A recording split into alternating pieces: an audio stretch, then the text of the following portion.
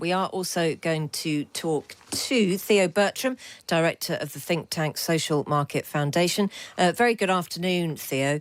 Now, you've got some interesting proposals about what you would do. Let's just go in with your top three. In at number 3 would be what?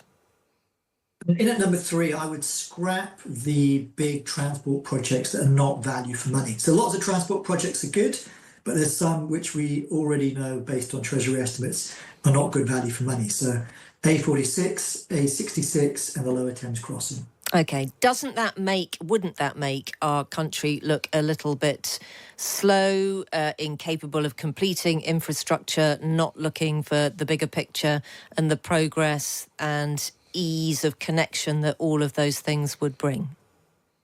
Well, you're right that all of those things are essential, but not every government project is doing it perfectly. And we have to be brave enough to say these ones aren't value. We do want to do transport projects that will bring us growth, and that's where we should put the money. So these ones, even on the Treasury's own estimates, are not going to bring value for money. So let's not throw good money after bad. OK, I'm going to keep a little tally here. 3.8 billion is the price tag that you've put on those. In at number 2, what would you suggest? So 2 would be raise some taxes, and this is the tricky bit because she's sort of penned herself in so much on where she said she won't raise taxes, and also we want to try and not raise taxes. It's going to be deeply unpopular, but we think we have found some taxes that are within her commitment and also relatively popular. So that's essentially taxing house flipping, so that's when you buy and sell a house very quickly, taxing vacant properties, and taxing non-resident property owners. And then also a very popular tax would be to tax the remote gambling duty, so raise that. That's basically online casinos. So we're not saying tax horse racing and the odd flutter on the Grand National.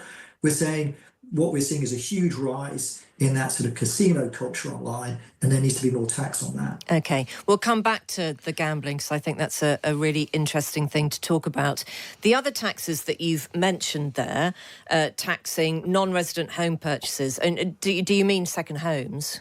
Yeah, it's essentially a collection of second home taxes. OK, so second home taxes, we may be seeing that on Wednesday, we don't know for sure.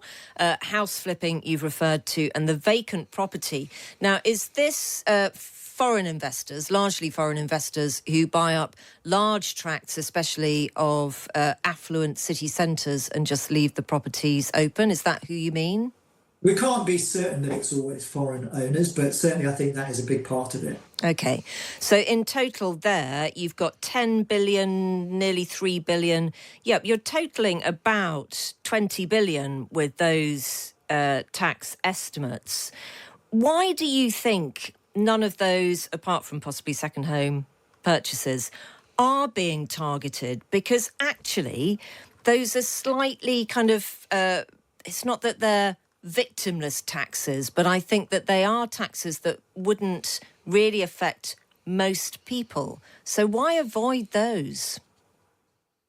Well, I don't know if she will do taxes in this round, but we do think that these are the taxes that they should do. And your question, I don't know the answer to that one. I think that one is for Treasury to answer. But to my mind, these ones are both get you the revenue that you're after, and although they might sort of have an impact on some of the wealthy and some of the housing market, in reality, they're not impacting lower middle income workers. And it's not as broad and as vague as a wealth tax, as some people like we've called for. I think this is quite targeted and quite specific. So I think it's worth doing. OK, I'm going to come back to Alicia on that in just a moment.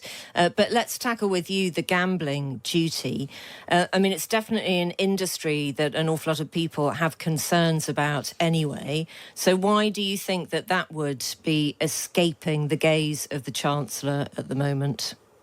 I think that's been an aggressively lobbied area. We have a lot of big gambling companies in the UK, and they say that they make a lot of money. But their argument is typically that they create and save a lot of jobs.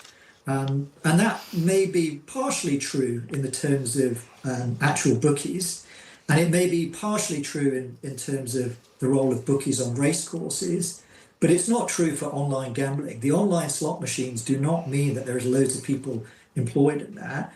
And we know that it's disproportionately harmful to those gamblers. They're more likely to be addicted to those online slot machines than they are to the odd flutter on the horses. And you've estimated that a remote gambling duty could raise £4.4 billion. Yeah. OK. It's very good to hear all of those thoughts. That's Theo Bertram from the think tank, the Social Market Foundation.